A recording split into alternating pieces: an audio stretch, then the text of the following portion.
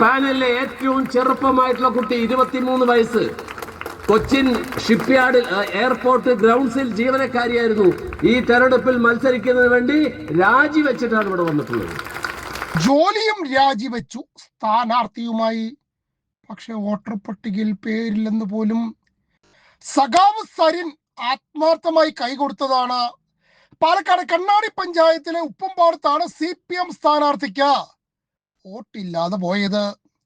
ജോലി രാജിവെക്കുന്നതിന് മുമ്പ് സഖാക്കൾ ആരെങ്കിലും മര്യാദയ്ക്ക് വോട്ടർ പട്ടിക ഒന്ന് പരിശോധിച്ചിരുന്നെങ്കിൽ ഈ 23 വയസ്സുകാരിക്ക് ഗതികേട് വരില്ലായിരുന്നു.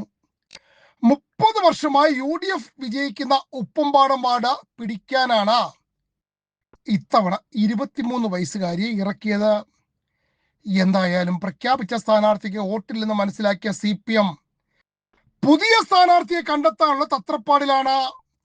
വോട്ടർ പട്ടിക 3 തവണ പരിശോധിച്ചു എന്നാണ് കേൾക്കുന്നത്. ബ്രാഞ്ച്, LC, ഏരിയ കമ്മിറ്റികൾ ഒക്കെ പരിശോധിക്കുമായിരിക്കും.